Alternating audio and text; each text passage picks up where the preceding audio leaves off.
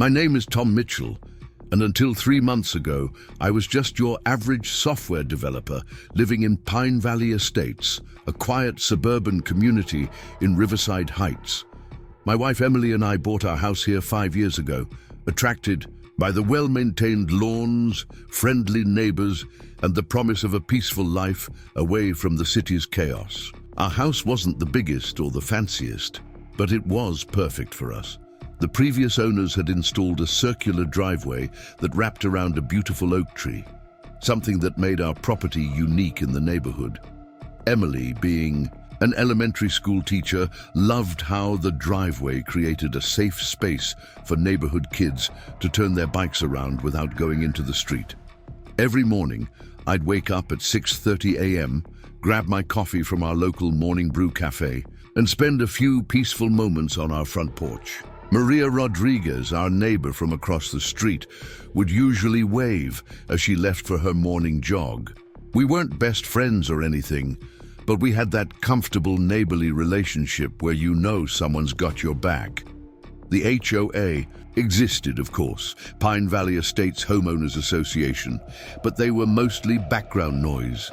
Once a month, they'd send out newsletters about lawn height requirements or approved paint colors. Greg Watson, the HOA president, was rarely seen outside quarterly meetings.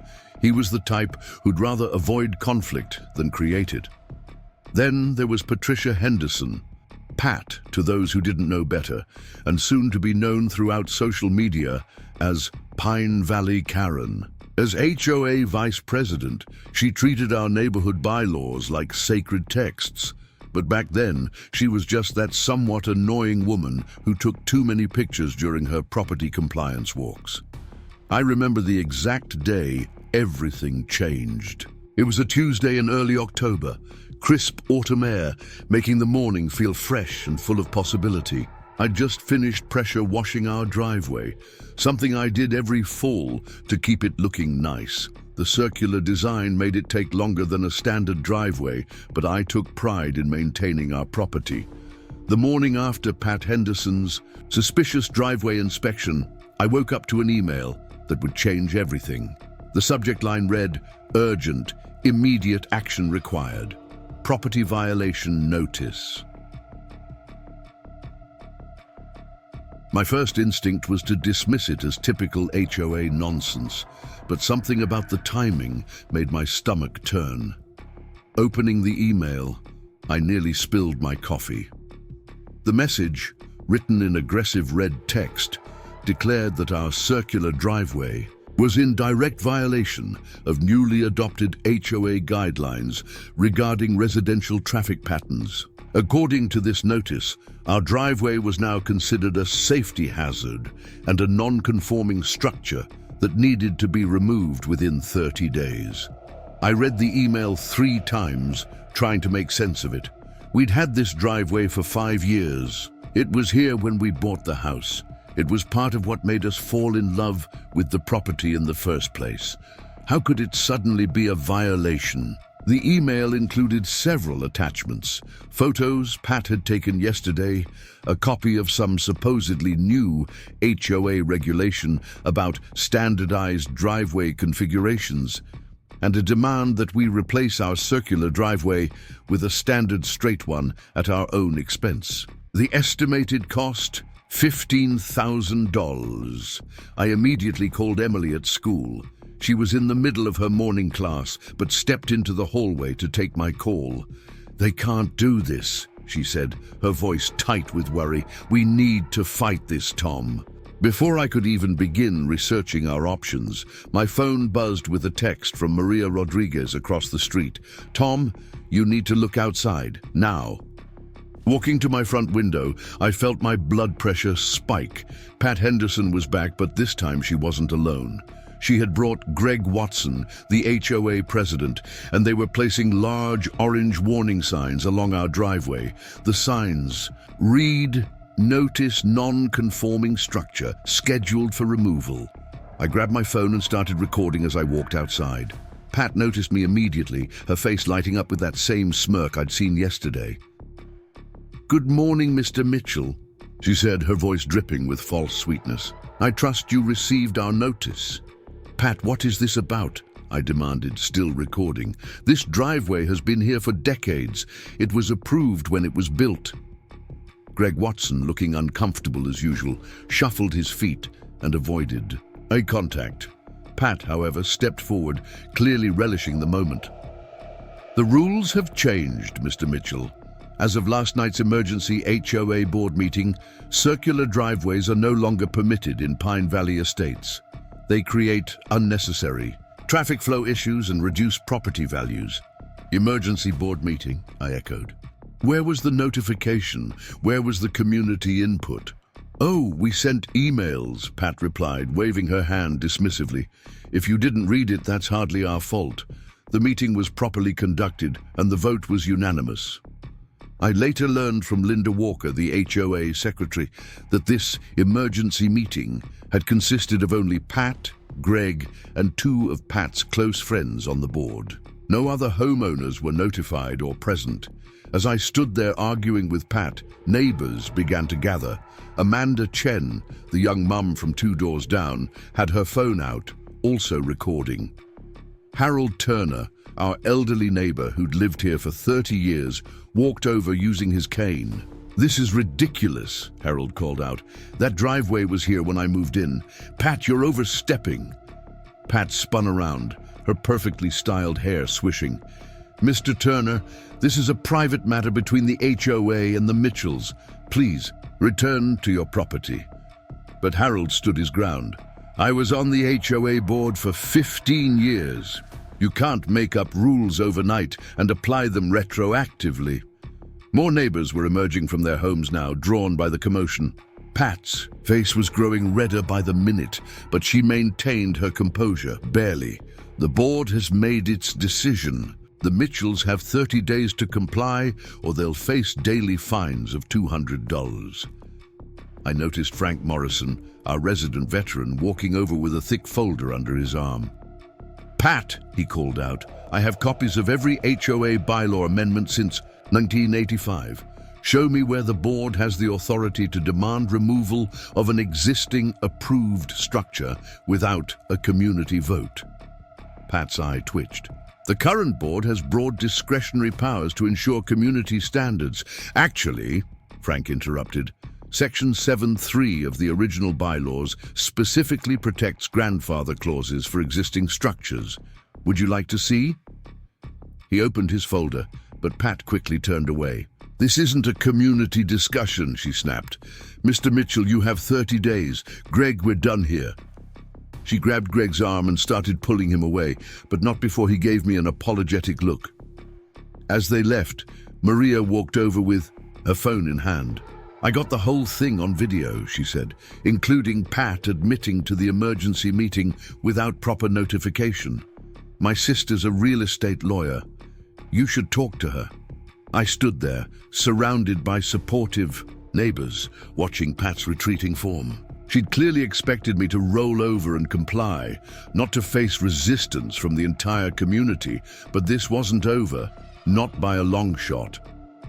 Back inside, I found 3 voicemails from other neighbors sharing similar stories about Pat's recent power trips. Amanda Chen sent me ring camera footage of Pat measuring other driveways in the neighborhood late at night. Harold brought over old HOA documents showing our driveway's original approval. I spent the rest of the day creating a detailed timeline of events and gathering evidence. Emily came home early from school, and we sat at our kitchen table planning our next moves. We knew this was just the beginning. Pat Henderson had fired the first shot, but we weren't going down without a fight. What we didn't know then was that Pat's obsession with our driveway would lead to increasingly erratic behavior.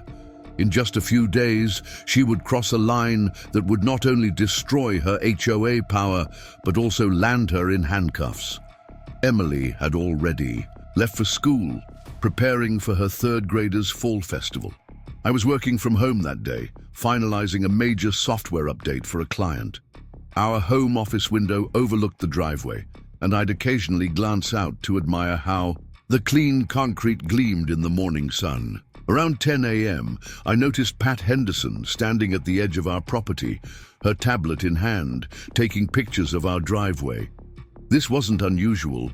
She was known for documenting everything she considered a violation.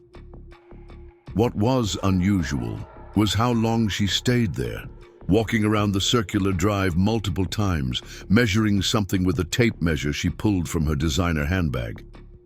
I should have known then that something was brewing, should have recognized that glint in her eye when she looked up at my office window and saw me watching, should have noticed how she smiled, not the friendly smile of a neighbor, but the satisfied smirk of someone who thinks they've found exactly what they've been looking for.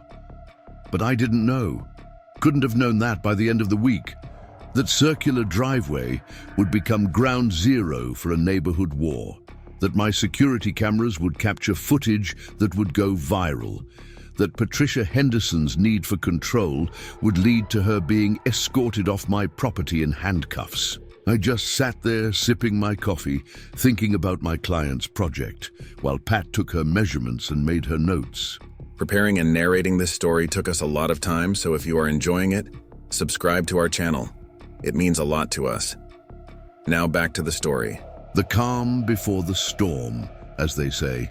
The morning after Pat's arrest, I woke up to find local news vans parked along our street. Kevin Barnes, a reporter from Channel 8 News, was already interviewing neighbors about the incident.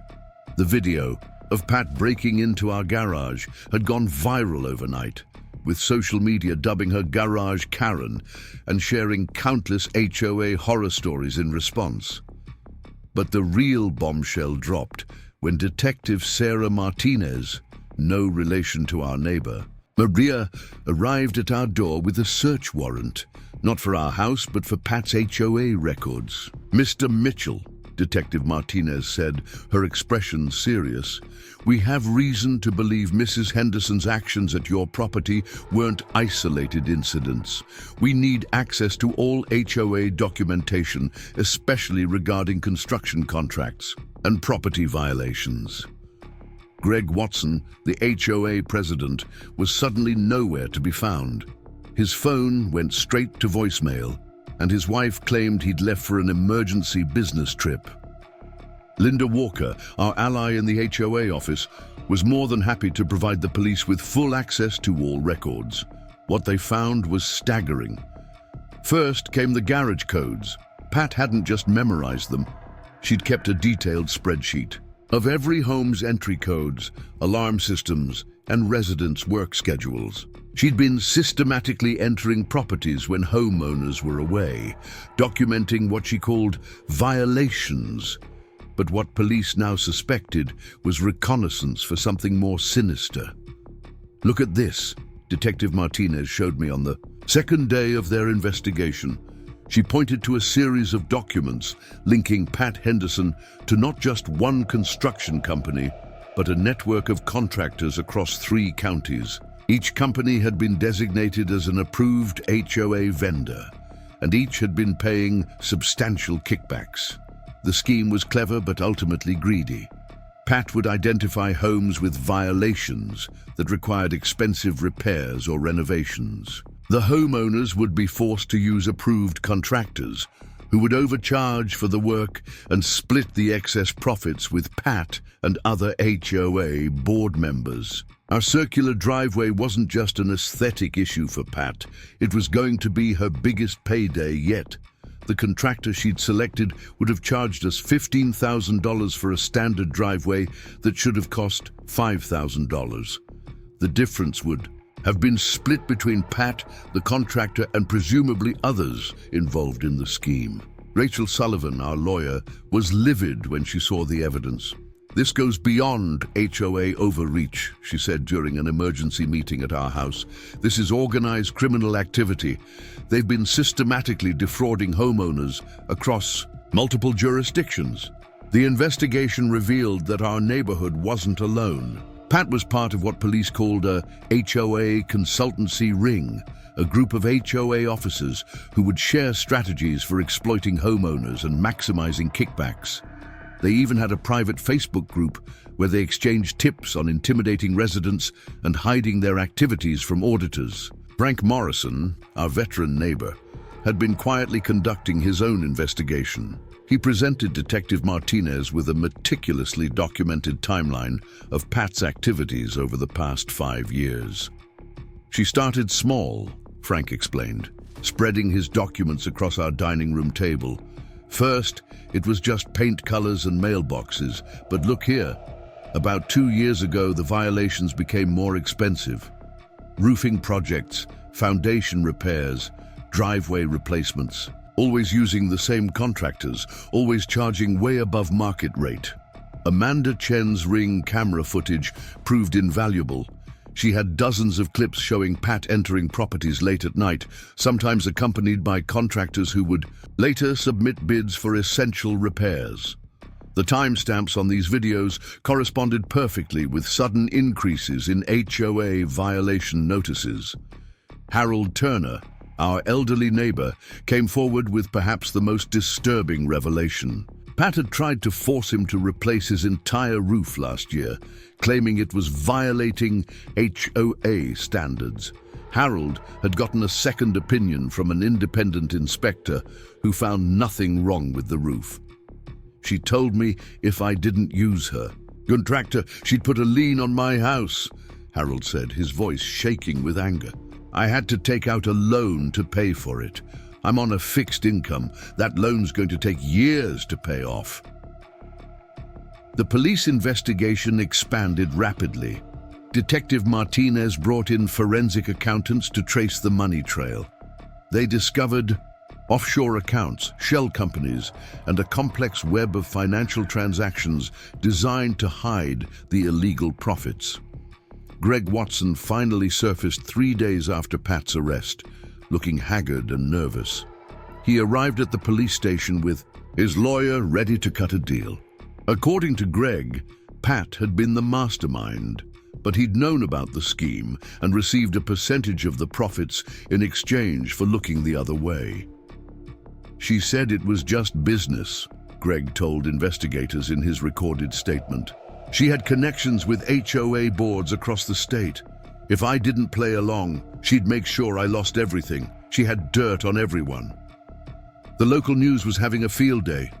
Kevin Barnes's investigation revealed that Pat had worked as an HOA consultant for at least 12 other neighborhoods in the past decade. Each time she'd follow the same pattern: gain control of the board, institute strict new regulations, force expensive repairs, and move on once residents started asking too many questions. Rachel Sullivan was working overtime, coordinating with other attorneys to build a class action lawsuit on behalf of all affected homeowners. The estimated damages were in the millions.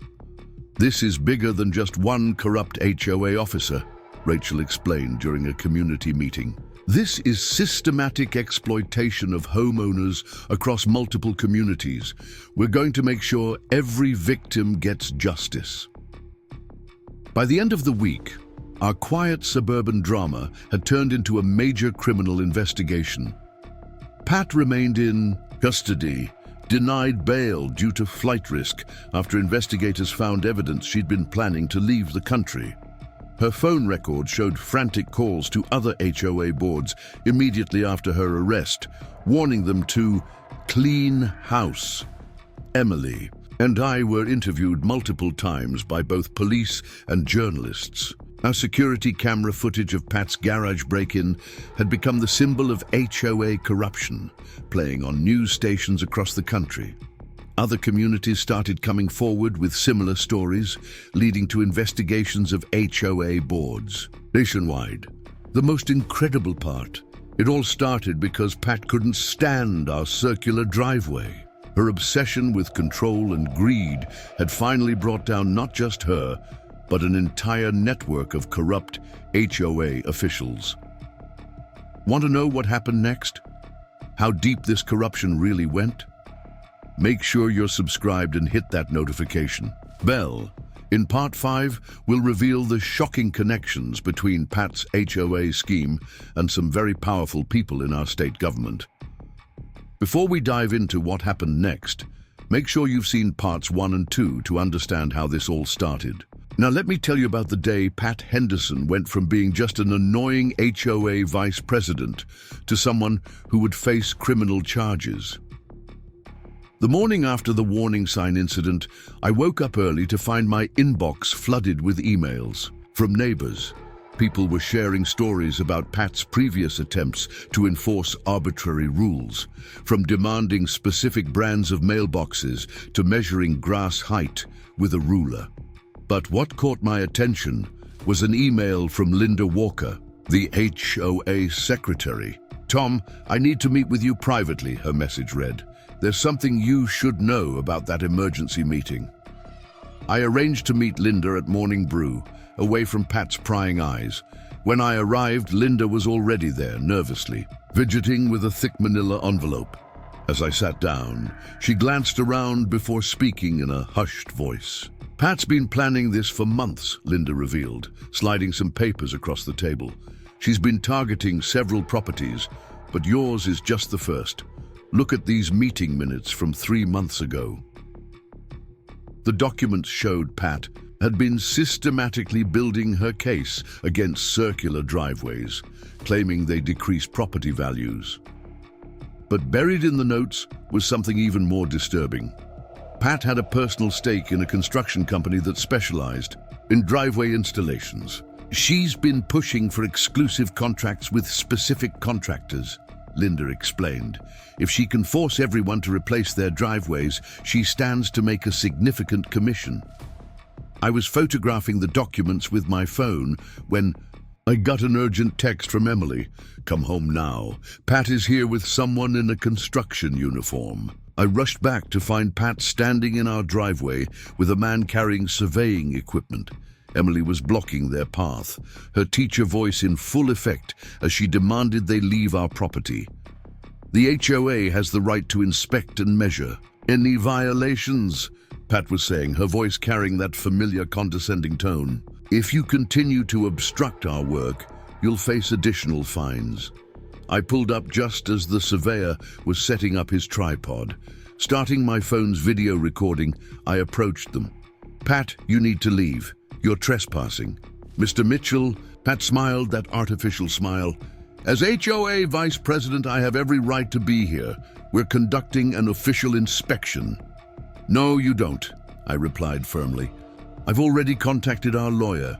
Any inspections require 48 hours written notice, and I have evidence that you've been using your position for personal gain." Pat's smile faltered for a split second. "I don't know what you think you know, but..." She was interrupted by another car pulling up. Maria Rodriguez stepped out with an elegant woman in a business suit. Her sister, Rachel Sullivan, the real estate lawyer she'd mentioned. "Mrs. Henderson," Rachel called out, walking briskly toward us. "I'm Rachel Sullivan, the Mitchells' legal counsel. You are currently trespassing on private property. I suggest you leave immediately." Pat's face reddened. "This is HOA business. You have no jurisdiction." "Actually," Rachel interrupted, "I have here a cease and desist letter regarding your unauthorized emergency meeting and these harassing inspections. Additionally, we have documentation of your conflict of interest with Riverside Construction Services." The surveyor, hearing this, quickly packed up his equipment. "Mrs. Henderson, you told me this was an authorized HOA inspection with homeowner consent. I can't be involved in anything illegal." He practically ran to his truck. Pat's composure finally cracked. "You have no idea who you're dealing with. I've run this neighborhood for 5 years. I won't be threatened by some newcomers who don't understand how things work here." Her voice had risen to a shriek, attracting more neighbors. Amanda Chen was already live streaming the whole thing to the neighborhood Facebook group. Harold Turner had come outside with his camera, and Frank Morrison was calling someone on his phone. "Pat," I said calmly, still recording, "this is your final warning. Leave our property now or we'll call the police." What happened next would become the most watched clip from my security cameras. Pat, her face now purple with rage, stormed up to our garage and punched in a code on the keypad. To our shock, The garage door began to open. "How did you get that code?" Emily gasped. "I have everyone's codes," Pat snapped. "I'm HOA vice president. I need access in case of emergencies." She ducked under the rising garage door. Rachel immediately dialed 911 while I followed Pat, keeping my distance but continuing to record. "Pat, you are now breaking and entering. The police are on their way." "Good!" she shouted, pulling out her phone and taking pictures inside our garage. "They can see all your violations. Non-approved storage containers, unauthorized wall color, excessive items." The sound of police sirens cut through the air. Pat's face showed a flicker of uncertainty for the first time, but she continued taking photos. Officer Jason Cooper arrived, first quickly followed by a second patrol car. The scene he found was surreal. Pat standing in our garage ranting about storage containers, me recording her, Emily blocking the interior door to our house, and a crowd of neighbors recording everything. From the driveway, "Ma'am," Officer Cooper called out, "please step out of the garage, slowly." "Officer, I'm Patricia Henderson, HOA Vice President," Pat declared. "I'm conducting an official inspection." "Do you have written permission to enter this property?" "I don't need permission. I'm HOA Vice President." "Ma'am, that's not how the law works. Please step out now." When Pat refused to move, continuing to take photos and citing HOA bylaws, Officer Cooper had no choice. We all watched in disbelief as Pat Henderson, still clutching her phone and shouting about property values, was handcuffed and led to a patrol car. The charges would include breaking and entering, trespassing and harassment. But more revelations were coming. The police investigation would uncover something none of us expected, a pattern of behavior that went far beyond just our neighborhood. As Pat was driven away, Rachel turned to me. "This isn't over. We need to call an emergency HOA meeting, a real one this time. There's no way she's the only one involved in this scheme." Looking at our open garage, I felt a mix of emotions. Relief that Pat was finally facing consequences, anger that she had everyone's garage codes, and determination to see this through to the end. Emily squeezed my hand, and around us, neighbors were already organizing into groups, sharing information, and planning next steps. We didn't know it then, but Pat's arrest was just the beginning. The real estate scam she'd been running would turn out to be bigger than anyone imagined, and its exposure would shake our quiet suburban community to its core. 1 week after Pat Henderson's arrest, I received an anonymous email. The sender claimed to be a former employee at Riverside Construction Services, the company Pat had tried to force us to use for our driveway. Attached were documents that made my blood run cold. I immediately forwarded everything to Detective Martinez and Rachel Sullivan.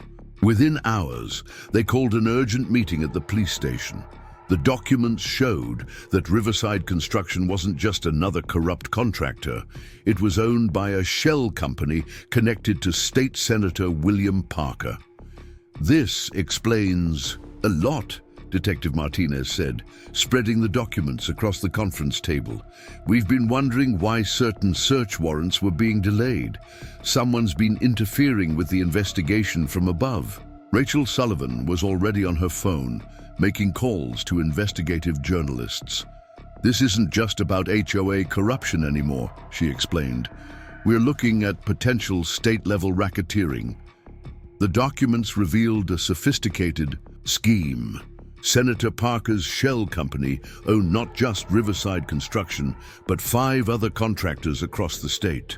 Each company worked exclusively with HOAs, where Pat Henderson or her associates held positions of power.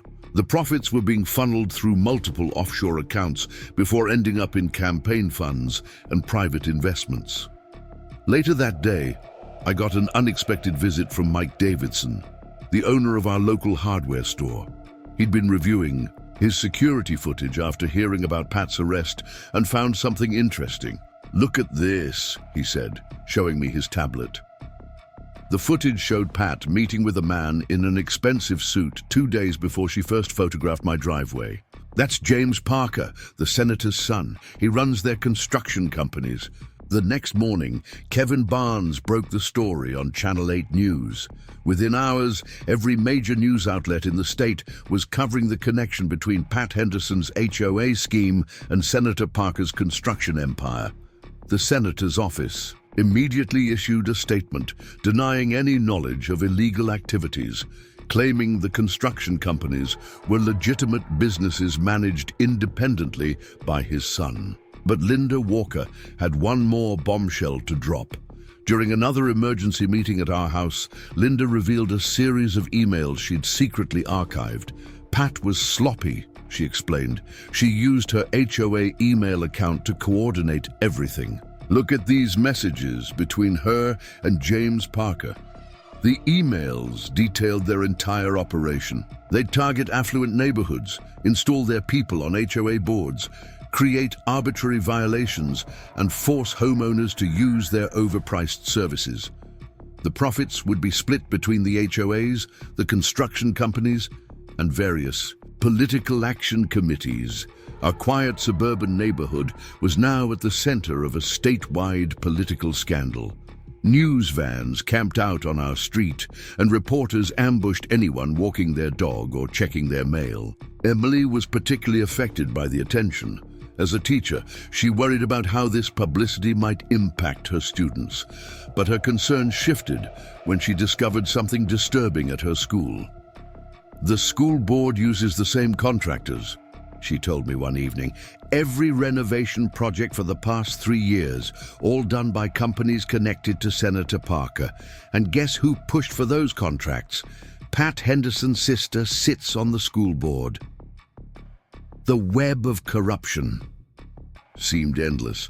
Frank Morrison's investigation now expanded to school district records, finding inflated contracts and questionable repairs at multiple schools. The total amount of fraudulent charges was staggering. Detective Martinez brought in the FBI. This crosses state lines, she explained. The money laundering alone makes it a federal case. And with a state senator involved, we need federal oversight. The FBI's arrival changed everything. Their resources and authority broke through the political barriers that had been slowing the investigation. Search warrants that had been stuck in bureaucratic limbo were suddenly approved. Rachel Sullivan's class action lawsuit grew as more communities came forward. Harold Turner's forced roof replacement wasn't unique. Similar stories emerged from neighborhoods across the state. Pat and her associates had been targeting elderly residents particularly aggressively, counting on their limited ability to fight back. During this time, I received an unexpected call from Greg Watson, who was now cooperating with authorities from an undisclosed location. "Tom," he said, his voice shaking, "they're not just going to let this go. Be careful. These people, they have connections everywhere."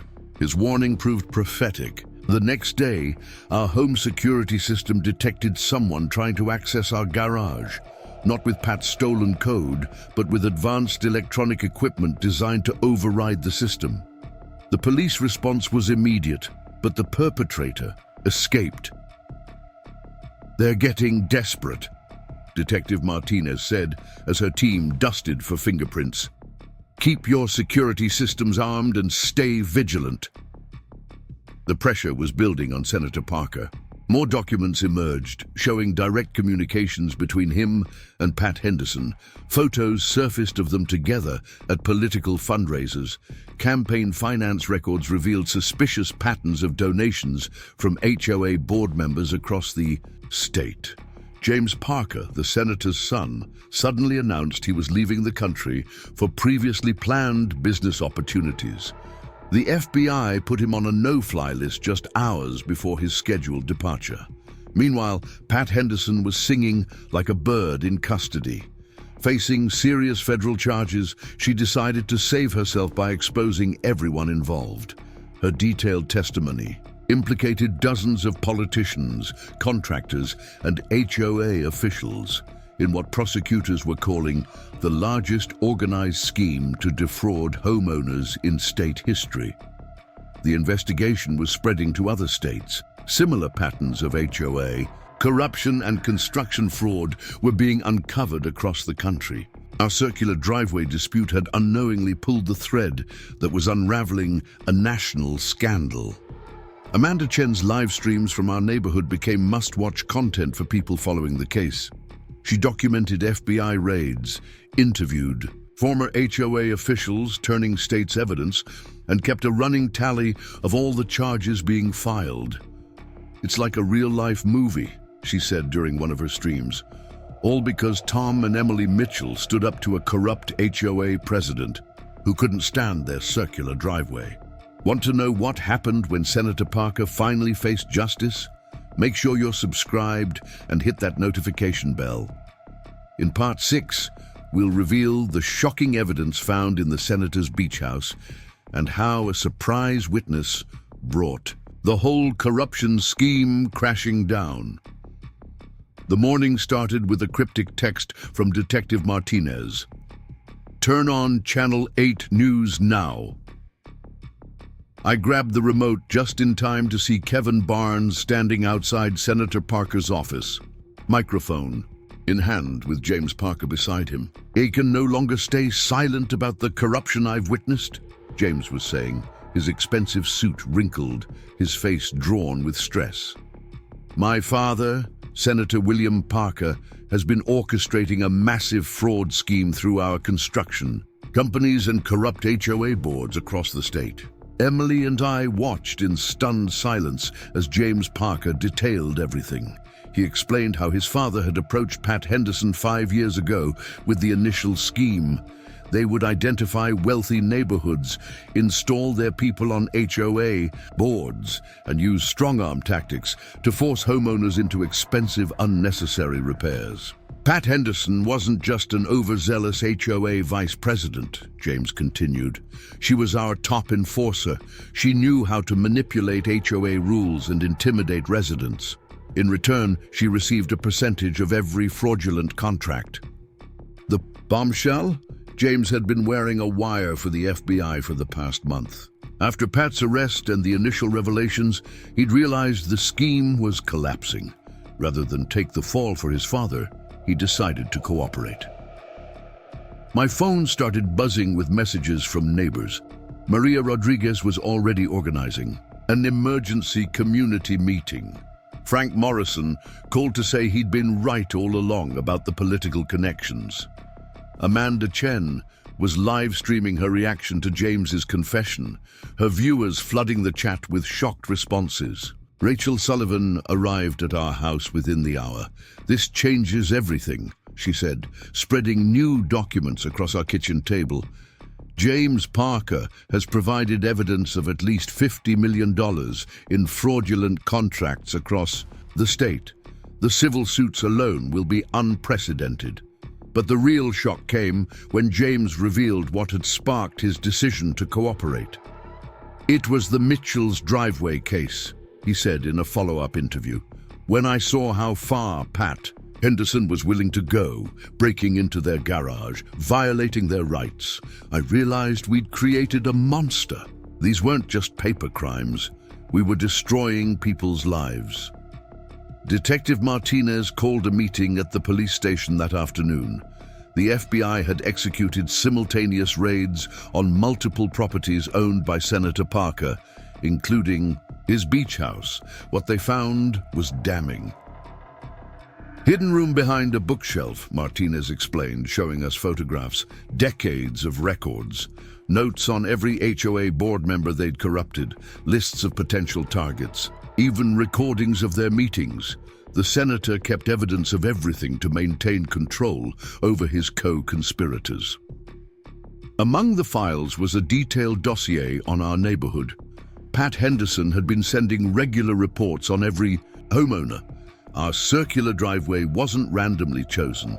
It was part of a larger plan to establish total control over Pine Valley estates. "They saw your neighborhood as the perfect target," Martinez continued. affluent residents who could afford expensive repairs, a mix of older homeowners who might not fight back, and enough young families who might be too busy to question things. The senator's reaction to his son's betrayal was swift and desperate. Security cameras caught him trying to enter his beach house at 3 a.m., presumably to destroy evidence. FBI agents waiting inside arrested him on the spot.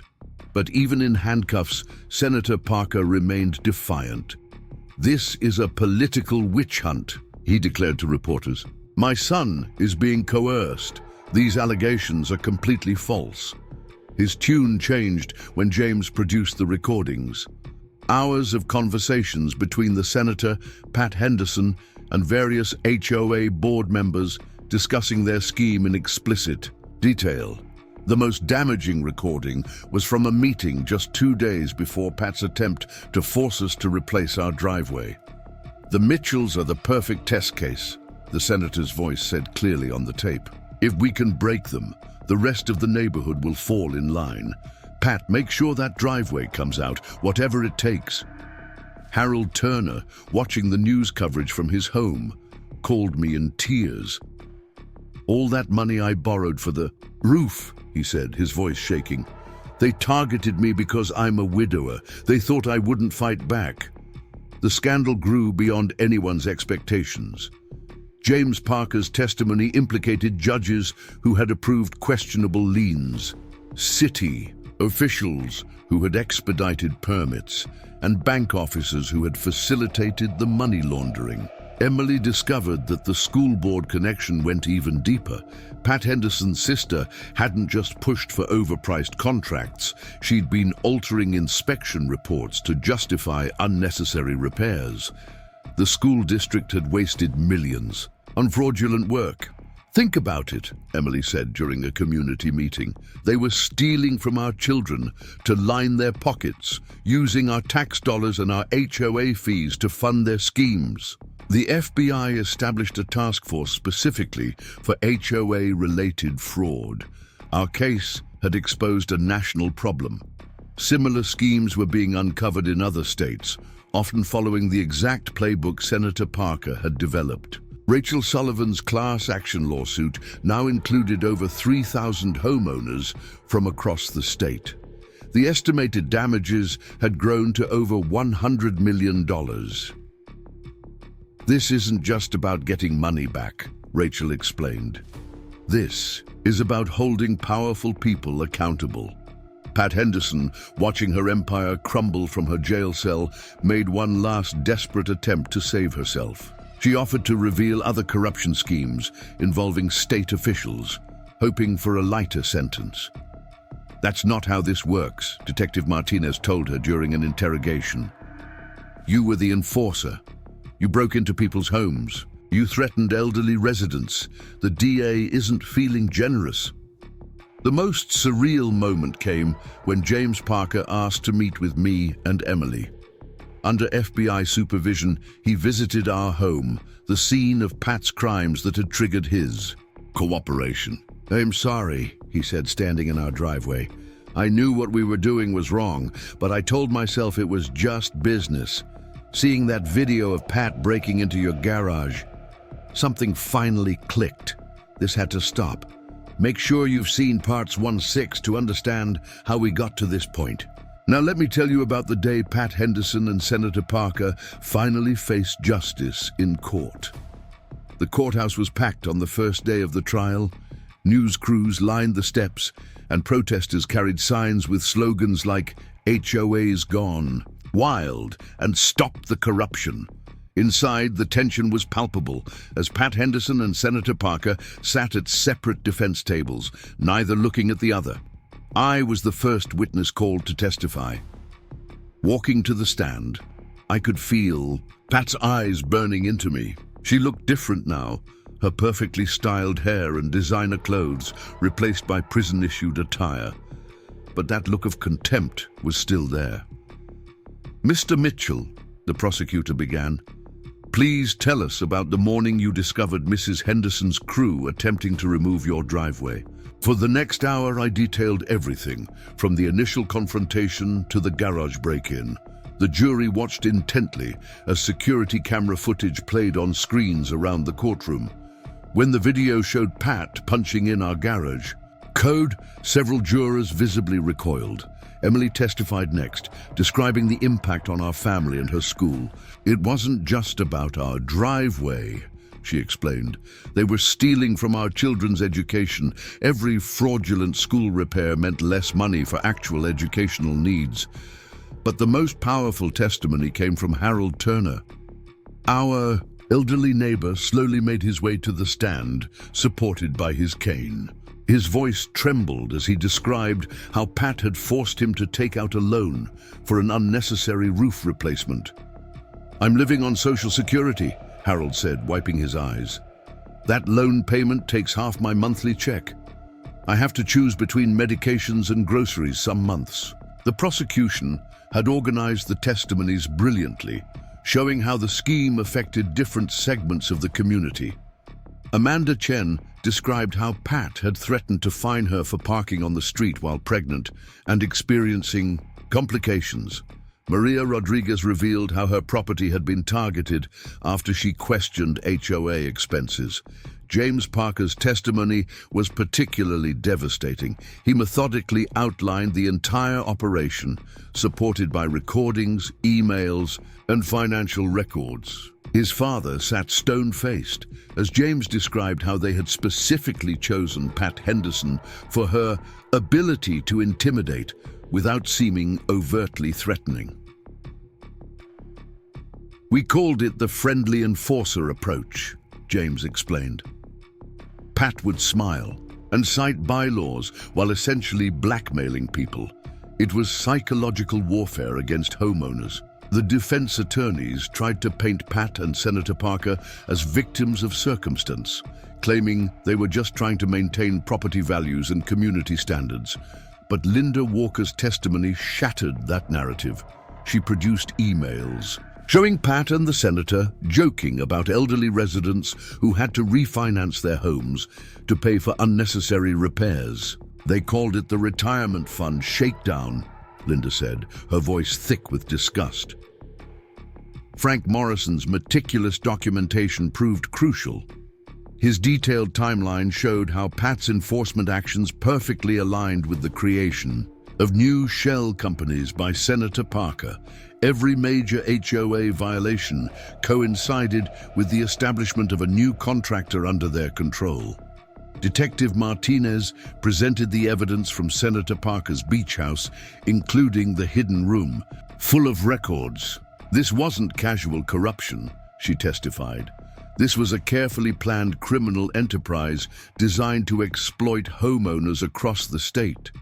Rachel Sullivan, who had been coordinating with prosecutors, helped present the financial evidence. The numbers were staggering. Over $50 million stolen through fraudulent contracts, with at least $15 million flowing directly to Senator Parker's offshore accounts. During a lunch break, Kevin Barnes interviewed waiting witnesses outside the courthouse. His coverage had helped expose the scandal, and now he was documenting its conclusion. "This case has already led to HOA reform legislation in 3 states," he reported. "The impact will be felt nationwide." The defense's case quickly crumbled. Their expert witnesses were discredited by their own connections to companies involved in the scheme. Pat's attorney tried to argue that she was just following orders, but her garage break-in made that defense impossible.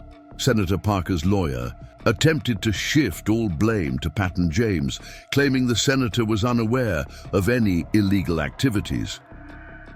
That strategy failed spectacularly when prosecutors played a recording of the senator personally directing Pat to target specific homeowners. The most dramatic moment came when Pat finally took the stand. After hours of maintaining her innocence, she cracked under cross-examination. "Yes, I had everyone's garage codes," she shouted. "I had to maintain control. These people needed someone to keep them in line." Her outburst confirmed everything the prosecution had argued about the psychological nature of their scheme. Several jurors visibly recoiled as Pat continued her rant about maintaining standards and ungrateful residents. The jury deliberated for just 4 hours. The verdict was unanimous, guilty on all counts. Pat Henderson and Senator Parker were both facing decades in prison. The judge, citing the deliberate targeting of elderly residents, showed no mercy in sentencing. The court has rarely seen such a calculated scheme to defraud and intimidate innocent homeowners, the judge declared. The defendants abused positions of trust to enrich themselves at the expense of their communities. Pat was sentenced to 15 years in federal prison. Senator Parker received 25 years.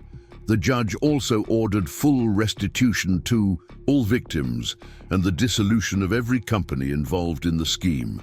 As Pat was led away in handcuffs, she turned to glare at me one last time, but the intimidating power she once held was gone.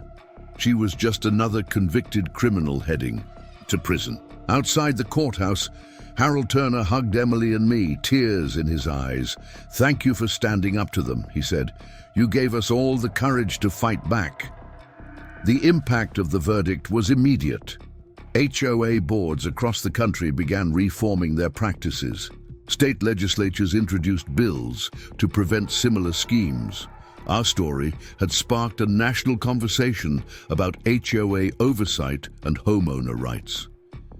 The day after the verdict, FBI financial crimes specialist Robert Chen, no relation to our neighbor Amanda, arrived at Pine Valley Estates.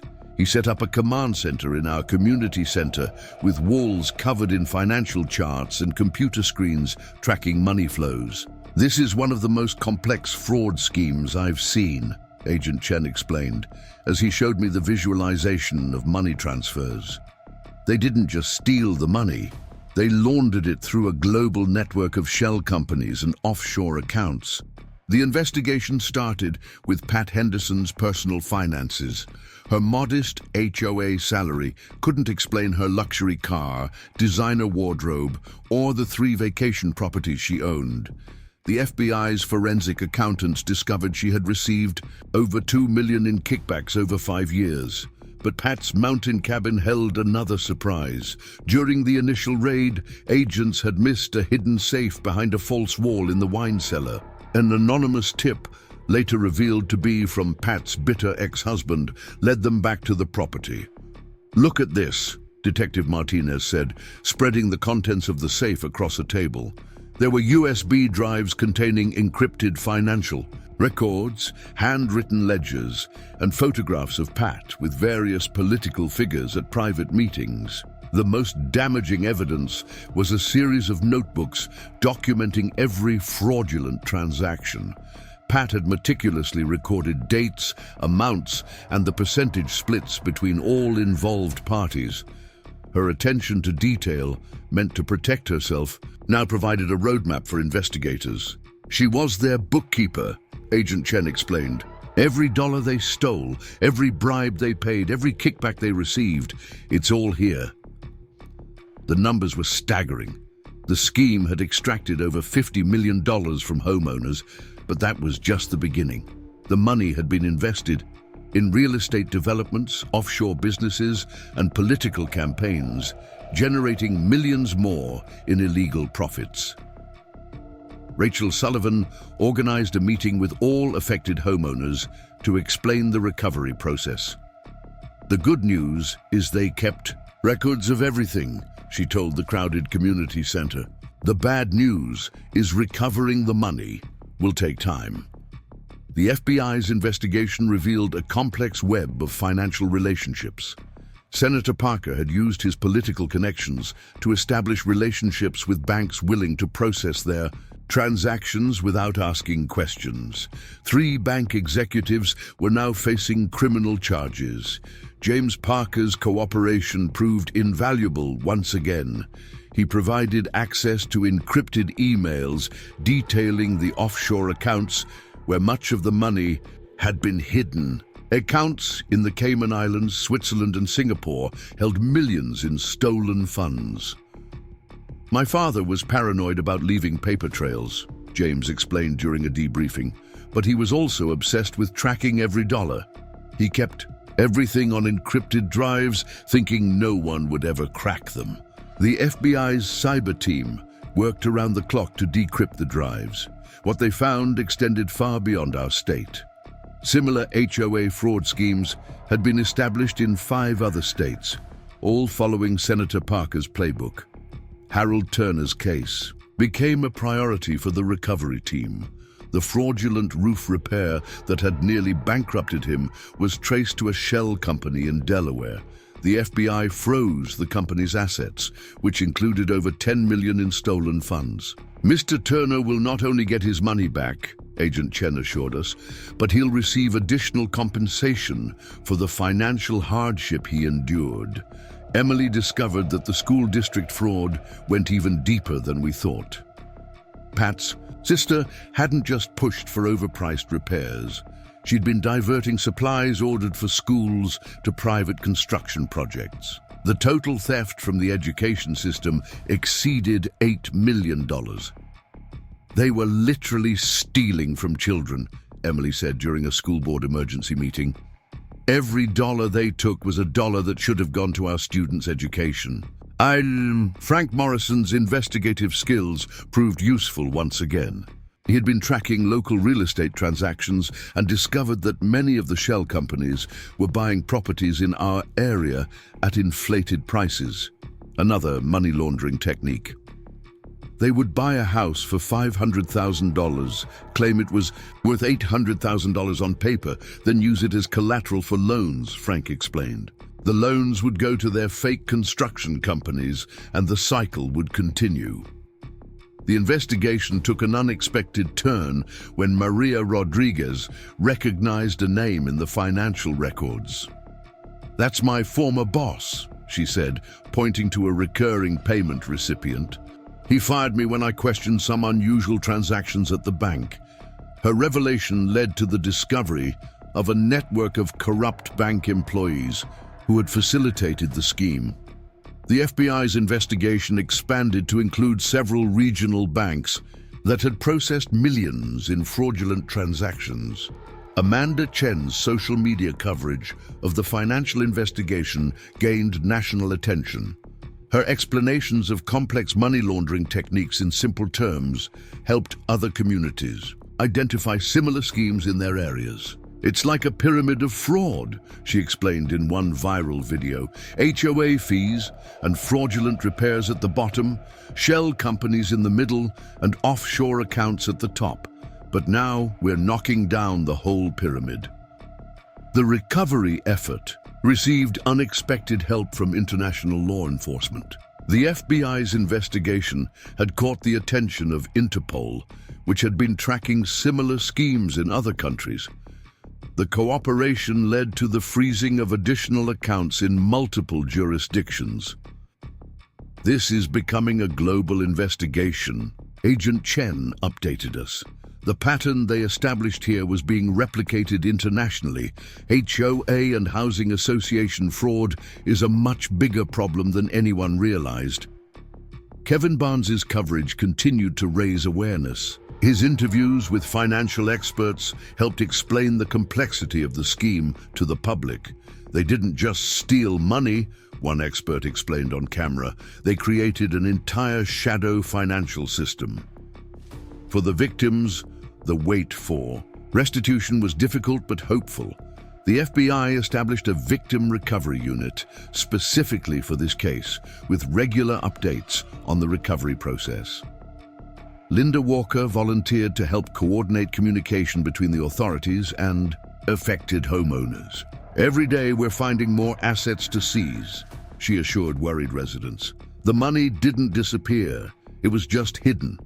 And now we're finding all their hiding places." If you haven't seen parts 1-8, make sure to catch up on how our local HOA dispute uncovered an international criminal enterprise. Now let me tell you about the day we discovered just how far this conspiracy reached. The morning started with an urgent call from Agent Chen. "Mr. Mitchell, you need to come to the command center immediately. We found something big. His voice had an edge I hadn't heard before.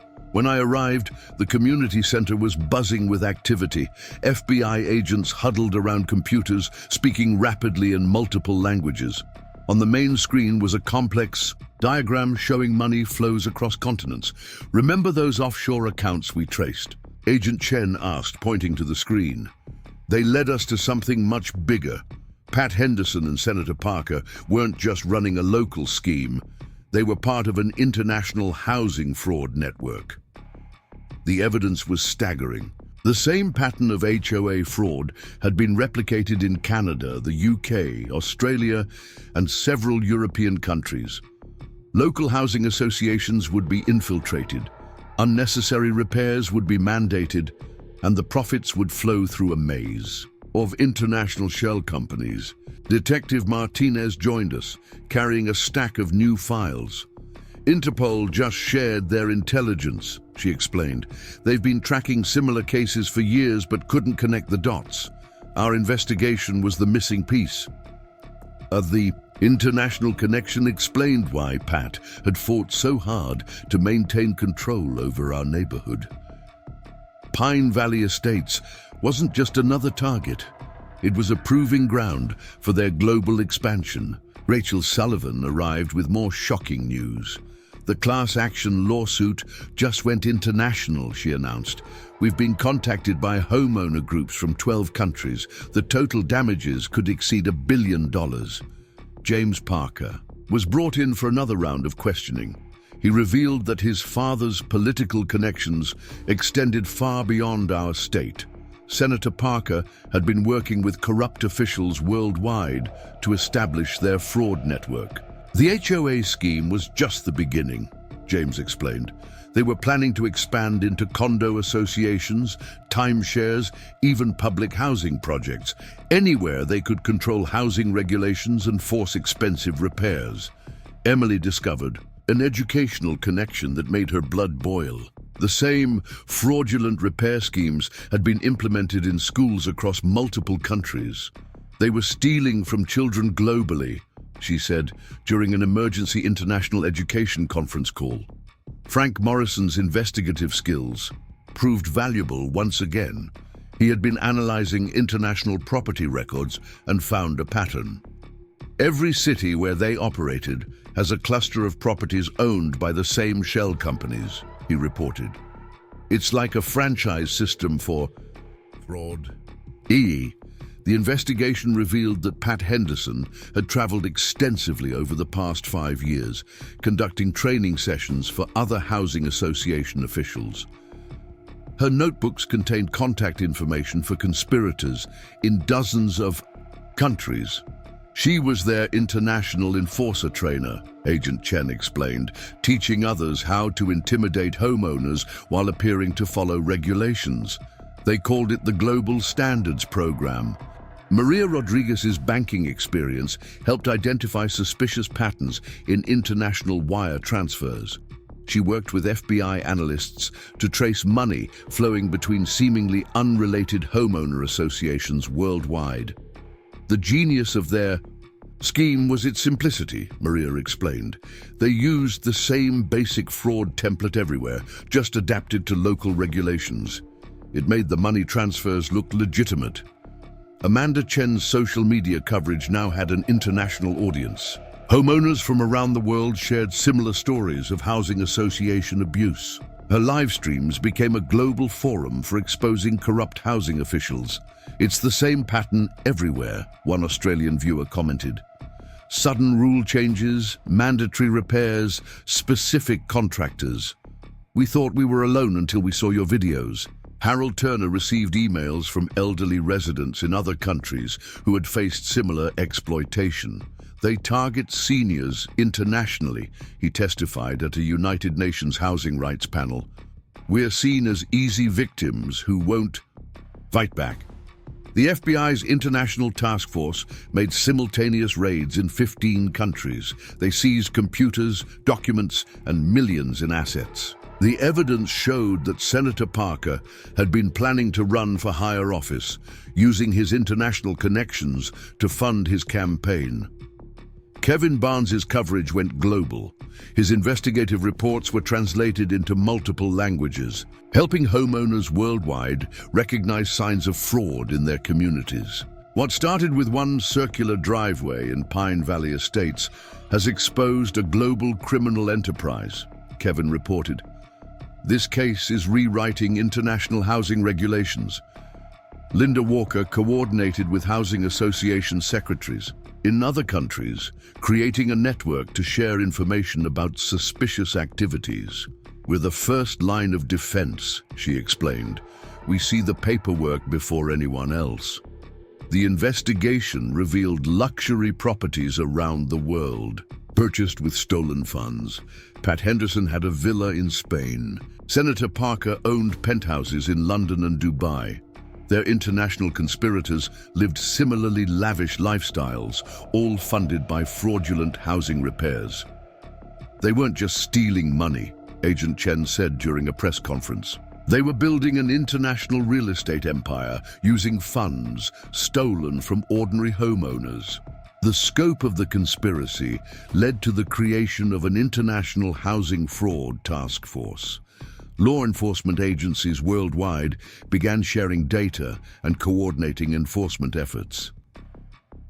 This case has changed how we view housing association fraud, an Interpol official stated. It's not just a local issue, it's organized crime operating on a global scale. The operation began at dawn. Agent Chen called me at 5 a.m., his voice tense with anticipation. "Turn on your TV, Mr. Mitchell. It's happening." Every news channel was covering what they called Operation Global Takedown. Split screens showed synchronized raids happening in London, Sydney, Toronto, Dubai, and dozens of other cities. The FBI had coordinated with international law enforcement agencies to strike all at once, preventing conspirators from warning each other. 217 locations raided simultaneously, Agent Chen explained during our morning briefing. We couldn't risk anyone destroying evidence or moving assets once the arrests began. The command center in our community building had transformed into an international coordination hub. Screens showed live feeds from raids worldwide. I watched as luxury properties were searched, computers seized, and suspects led away in handcuffs. Pat Henderson, watching the news from her prison cell, finally realized the full impact of her actions. She immediately requested another meeting with prosecutors, offering to reveal every international contact she'd ever trained. The international students were my best pupils, Pat told investigators, her voice filled with a disturbing pride. I taught them everything about controlling homeowners through fear and regulations. They implemented my methods perfectly. Her training materials, recovered from various international locations, revealed a systematic approach to exploiting homeowners. She had created detailed manuals on identifying vulnerable residents, manipulating association rules, and hiding fraudulent transactions. Emily was particularly affected by the educational angle. Schools in multiple countries had been targeted using the same tactics employed in our district. The international investigation revealed over $100 million stolen from educational institutions worldwide. They used the same playbook everywhere, Emily explained during an international educators conference. Target schools during summer breaks, claim emergency repairs are needed, and inflate the costs. The money meant for our children's education went straight into their pockets. Harold Turner received messages from elderly victims across the globe. His story had inspired senior citizens advocacy groups to investigate housing association fraud in their countries. What they found was heartbreaking: systematic targeting of elderly homeowners worldwide. We've started an international support network, Harold announced during a virtual meeting. No more suffering in silence. We're fighting back together now. Frank Morrison's analytical skills proved crucial in coordinating the international response. His method of tracking property transactions had been adopted by law enforcement agencies worldwide, helping identify suspicious patterns in real estate deals. The same shell companies, the same inflated prices, the same fake repairs, Frank explained to a group of international investigators. Once you know the pattern, it's impossible to miss. Maria Rodriguez worked with financial investigators to trace international money flows. Her banking experience helped identify how the conspirators had moved funds between countries while avoiding detection. They used a technique called layering, Maria explained during a banking industry webinar, moving money through multiple accounts in different countries, making it appear legitimate at each step. Amanda Chen's social media coverage went viral internationally. Her clear explanations of complex fraud schemes helped homeowners worldwide understand what to watch for. She received messages from people in dozens of countries sharing similar stories. "This isn't just about catching criminals," Amanda said during a live stream. "It's about educating people globally so this can never happen again." The raids uncovered luxury properties that boggled the mind. Pat's villa in Spain had a hidden room filled with documents detailing her international training programs. Senator Parker's London penthouse contained servers storing encrypted communications with conspirators worldwide. Kevin Barnes traveled internationally to cover the story's global impact. His report showed similar scenes playing out in communities worldwide. Shocked residents discovering their housing associations had been part of an international criminal enterprise. From Pine Valley estates to properties across 5 continents, Kevin reported. This case has exposed how vulnerable housing associations are to organized crime. Rachel Sullivan coordinated with international lawyers to establish a global victim compensation fund. The seized assets from properties worldwide would be liquidated to repay defrauded homeowners. "Justice doesn't stop at borders," Rachel declared during an international law conference. "Every victim in every country deserves restitution." Linda Walker helped create an international database of housing association fraud indicators.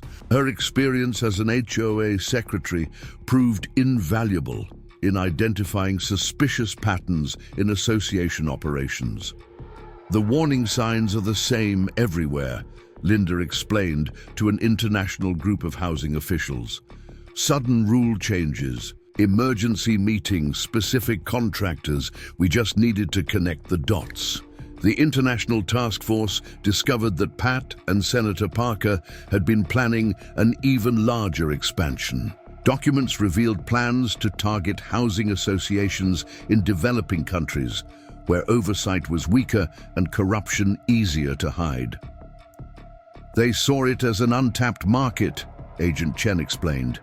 "Their next phase would have exploited millions of homeowners in vulnerable regions."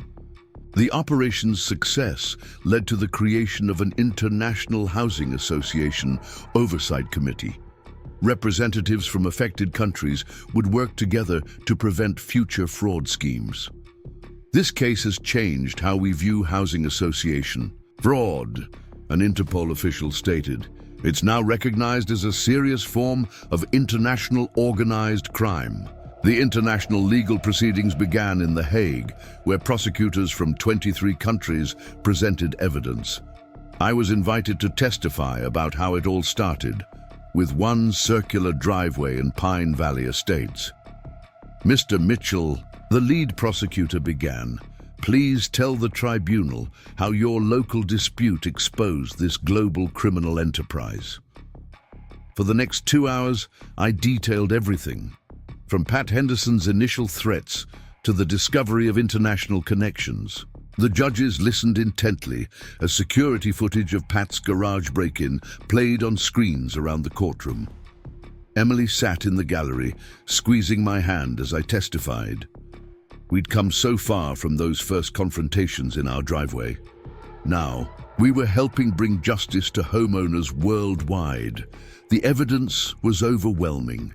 Pat Henderson's international training program had created a network of corrupt housing officials across the globe. Her detailed manuals were entered into evidence. In courts on every continent, she standardized housing fraud, Agent Chen testified via video link, created a template that could be adapted to any country's regulations. It was franchising criminality. Harold Turner's story resonated particularly strongly with the International Tribunal.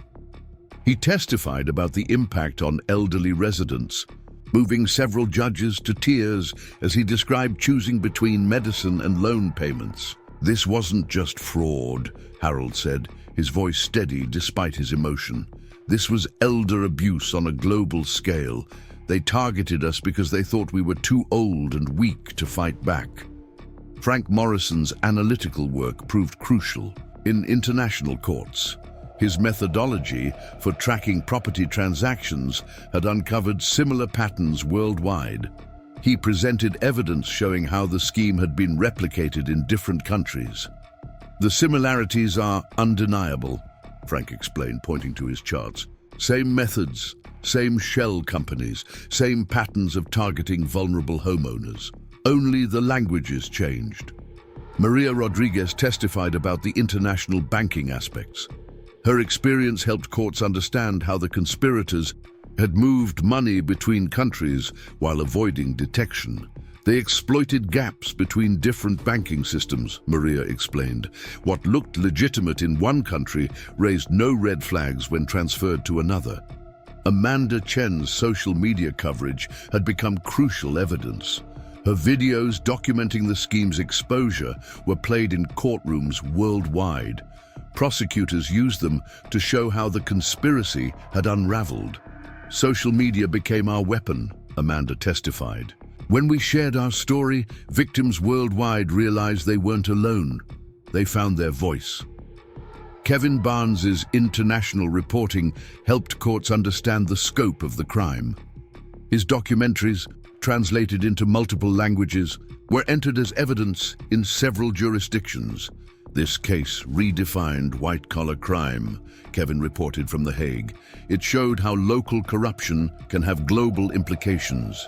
Rachel Sullivan coordinated with prosecutors worldwide to ensure consistent charges.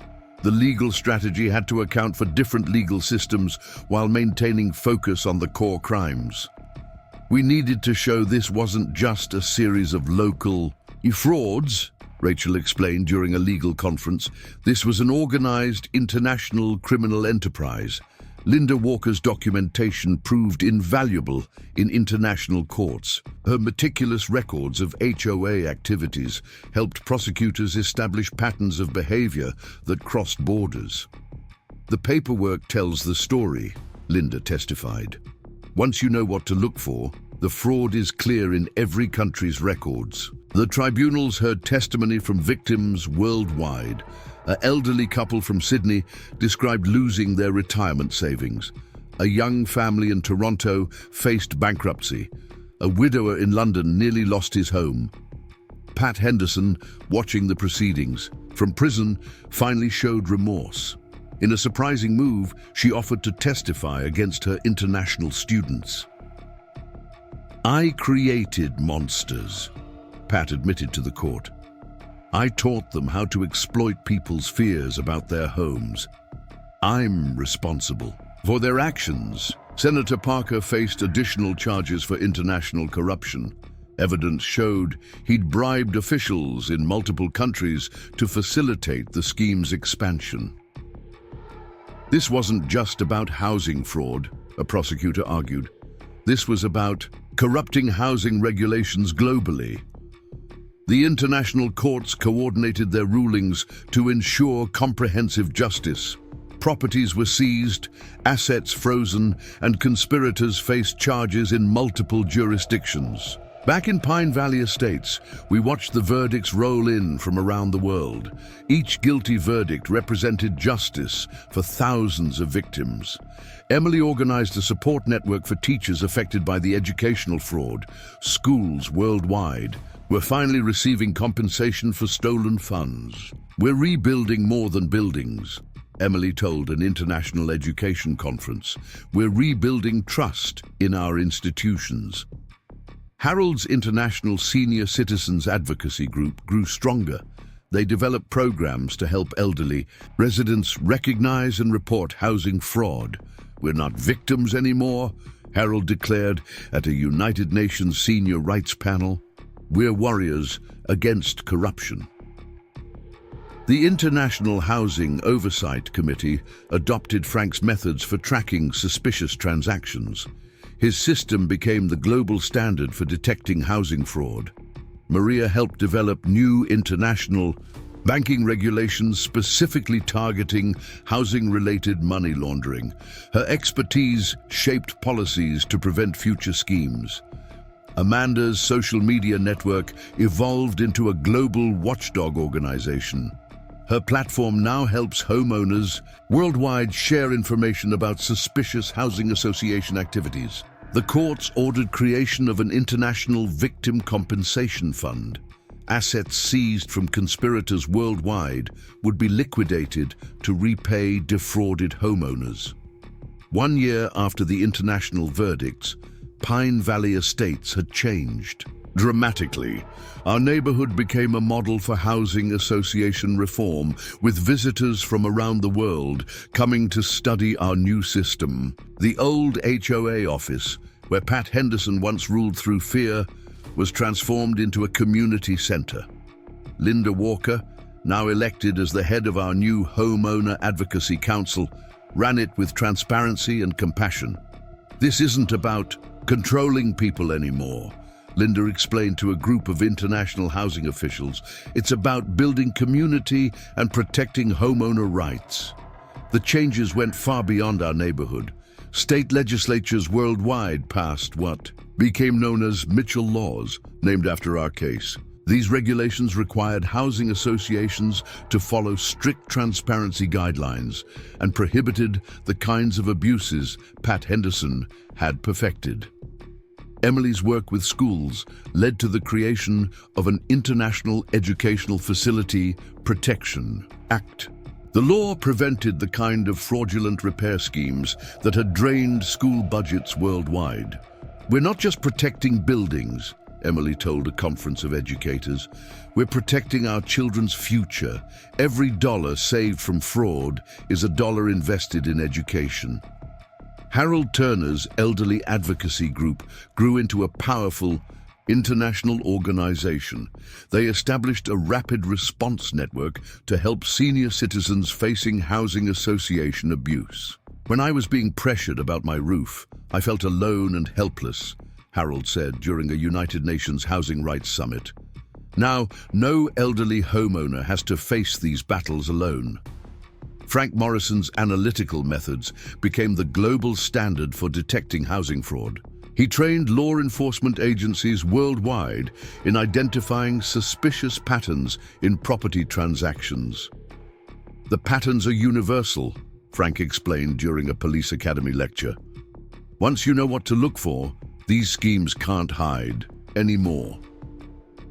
Maria Rodriguez's banking expertise helped shape new international financial regulations. Banks worldwide now use her red flag system to identify potential housing-related money laundering. We've closed the loopholes they exploited, Maria testified before an international banking commission. The days of hiding fraud through multiple jurisdictions are over. Amanda Chen's social media platform evolved into a global housing rights network.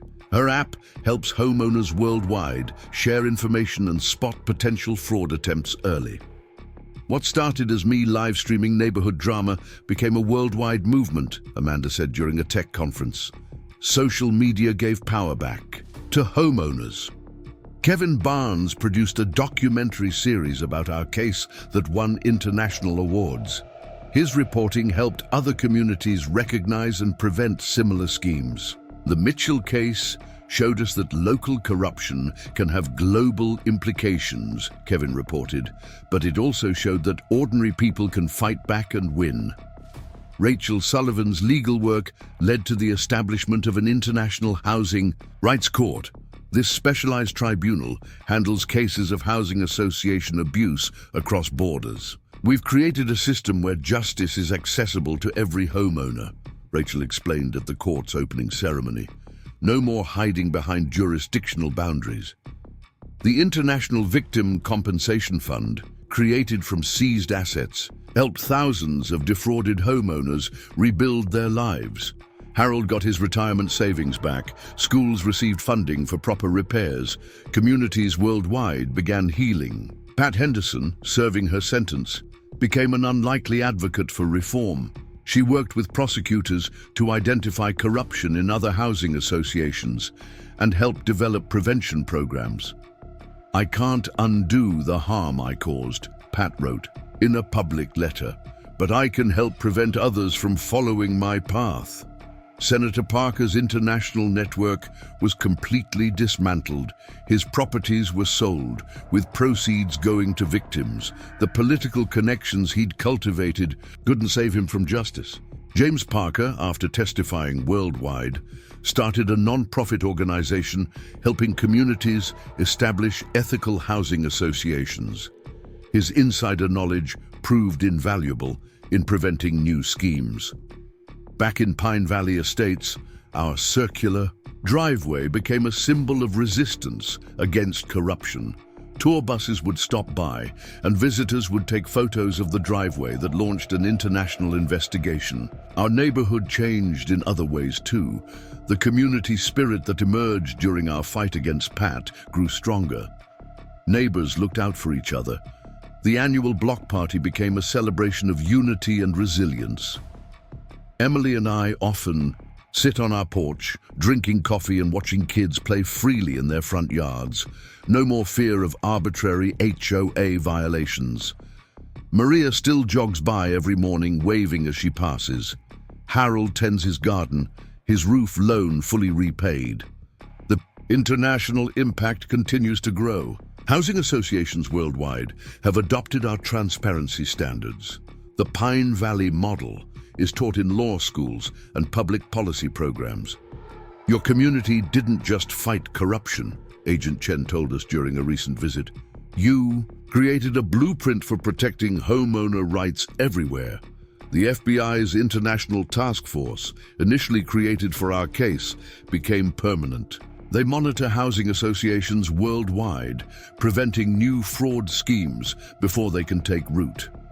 Linda Walker now trains housing association administrators globally. Her curriculum, focused on ethical management and community building, represents everything Pat's training manual wasn't. "We're not just changing rules," Linda explains to her students. "We're changing the entire culture of housing associations." The story continues to inspire others. Every week, we receive messages from people worldwide who've used our case to fight corruption in their communities. Each success adds to the legacy of Pine Valley Estates. As for our driveway, it's still circular, still welcoming, and now protected by laws ensuring no HOA can ever again use home improvements as a weapon against residents. The greatest lesson from our story isn't about defeating corruption, it's about the power of community. When neighbors stand together, when people choose justice over intimidation, real change is possible. Thank you for following our journey from a local dispute to an international movement. Remember, your home is your sanctuary, and no one has the right to use rules and regulations to take that away. If you're facing similar challenges in your community, know that you're not alone. The systems we helped create are there to protect you. Stand up for your rights, support your neighbors, and never be afraid to fight for what's right. Up next, you've got 2 more standout stories right on your screen. If this one hit the mark, you won't want to pass these up. Just click and check them out. Don't forget to like and subscribe for more incredible true stories of ordinary people fighting back against corruption. Together, we can make a difference, one community at a time.